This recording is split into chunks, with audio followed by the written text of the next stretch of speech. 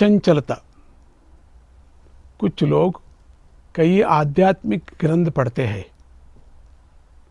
कई पवित्र तीर्थ स्थानों के यात्रा करते हैं, तब भी उनके मन में यही व्यथा रहते है कि हमें अभी तक मानसिक शांति प्राप्त नहीं हुए है, अभी तक हम लोग सत्य को जान नहीं पाए है। बहुत लोग ऐसा बोल रहा है, शांति नहीं मेरे मन में, कितनी पाठ किया, कितनी योग किया, कितनी तीर्थ स्नान किया, लेकिन मन में शांति नहीं है, कितनी ग्रंथ विचार किया है, लेकिन शांति नहीं है। इसका क्या कारण है? इसका कारण मन ही है, सब मन में है। ग्रंथों का अध्ययन आध्यात्मिक मार्ग को दिखाता है। ये ग्रंथ ऐसा गुरु है, पर उस मार्ग पर चलने की जिम्मेदारी तो मन की है। मन होशियार से रखना। मन की प्रवृत्ति अलग होती है। जानकारी और आचरण में समन्वय पैदा करने वाला तो सद्गुरु का उपदेश है। सद्गुरु का उपदेश व्यक्ति को अनुभूति से युक्त नाता है। सद्ग्रंथों के अध्ययन द्वारा प्राप्त ज्ञान गुरु के उपदेश से प्राप्त अनुभूति आनंद का कारण बन जाता है। शिष्य के अनुभूति को पग पग पर पहचान कर सद्गुरु उसे आगे बढ़ाते हैं। सद्गुरु कितनी अच्छी उपकार अनुग्रह देता है। इसलिए ज्ञान की परिपक्व दशा केवल सद्गुरु के द्वारा ही उपलब्ध होती है, यह निश्चय है। गुरु के अभाव में केवल ग्रंथ पढ़ना हमें लक्ष्य तक पहुंचा नहीं सकता। सेवा करके गुरु का उपदेश हमारे लिए होना। गुरु के अभाव में मन में अनेक विकल्प पैदा होते रहते हैं। अनेक साधना ये करने पर भी मन को निश्चयात्मक स्थिति प्राप्त नहीं होती। साधना से वाक चातुर्य प्राप्त हो सकता है, दूसरों को समझाने के लिए पांडित्य प्राप्त हो सकता है, मन की ऊपरी परत पर उसका प्रभाव रह सकता है, लेकिन मन की गहराइयों में ज्ञान बीजों को बोने की शक्ति तो गुरु के उपदेश में ही है। जितनी तीव्रता से जप तप करे, जब तक गुरु का उपदेश नहीं होता तब तक उनका कोई प्रयोजन नहीं होता। गुरु के उपदेश के बगैर आत्म साक्षात्कार तो असंभव है।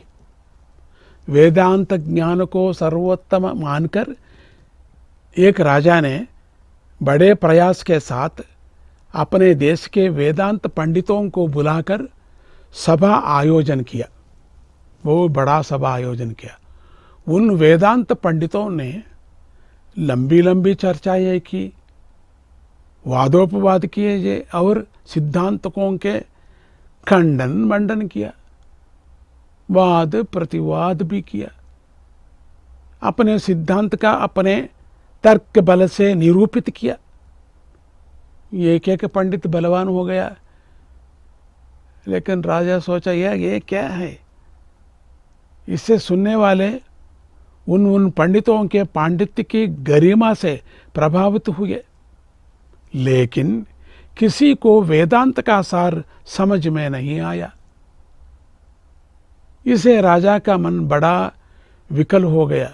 कितने दिन में बैठा है, कितने लोग है, ये कितने पंडित लोग हैं, लेकिन अभी तक मैं समझा नहीं हो क्या है ये लड़ाई हो रहा है पंडितों का। इन पंडितों के विभिन्न सिद्धांतों को सुनकर वे पागल से हो गए और सभा को समाप्त कर उन्हें भेज दिया, दक्षिण देकर भेज दिया, चलो जाओ। इसका तात्पर्य है कि वादोपवाद के लिए शास्त्र पांडित्य आवश्यक है। वादोपवाद के लिए, इनका पांडित्य प्रदर्शन करने के लिए ये झगड़ा आवश्यक है, लेकिन आत्मज्ञान के नहीं है। इसलिए राजा इनके बारी बारी दक्षिण दिया, सोना दिया, कपड़ा दिया, नमस्कार करके भेजा, चलो जाओ आपके आपके जगह में चलो। शास्त्र पांडित्य को प्रदर्शित करते समय अहंकार उत्पन्न होता है। वो समझा, राजा समझा ये सब लोग का कितने अहंकार है। इस प्रकार अहंकार से युक्त पांडित्य प्रयोजनकारी नहीं होता। आत्मानुभूति से रहित पांडित्य केवल पेट पालने का साधन बन जाता है और नाम कमाने के भी हो सकता है। सद्गुरु के उपदेश से युक्त आध्यात्मिक ज्ञान अनुभूति से युक्त होता है। इसके लिए शास्त्र पांडित्य की आवश्यकता नहीं होती। इस प्रकार सद्गुरु का आश्रय प्राप्त किए बिना भौतिक प्रयोजनों की आशा से अनेक गुरुओं के शरण में जाने वालों का मन चंचल से चंचलतर बन जाता है। एक जंगल में गायों का झुंड घास चर रहा था। उनमें से एक गाय ने सिर उठाकर देखा तो थोड़ी दूर पर ताजा ताजा घास दिखाई पड़ी। वह गाय वहां चली गई। वह घास भी उसे पसंद नहीं आया, उसमें भी पसंद नहीं आया। इस प्रकार वह दिन भर भटकती ही रही। सूर्यास्त हो गया, ग्वाला आया और सब गायों को इकट्ठा कर घर की और चल पड़ा।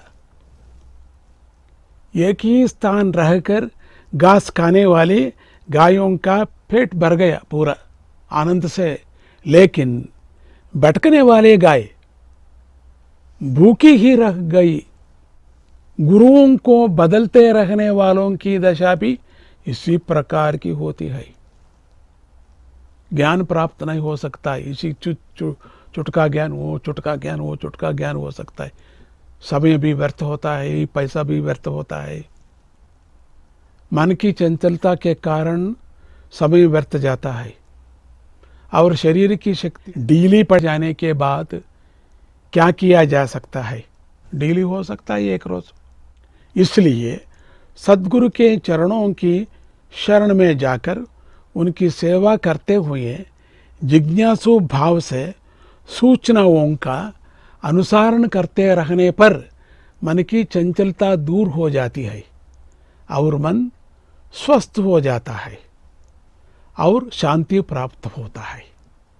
इसलिए सद्गुरु के समक्ष में साधना का अभ्यास करते रहने पर वैराग्य भाव उत्पन्न होता है। मन को शम और अन्य इंद्रियों को दम प्राप्त होता है। शम दम प्राप्त होता है। जय गुरुदत्त।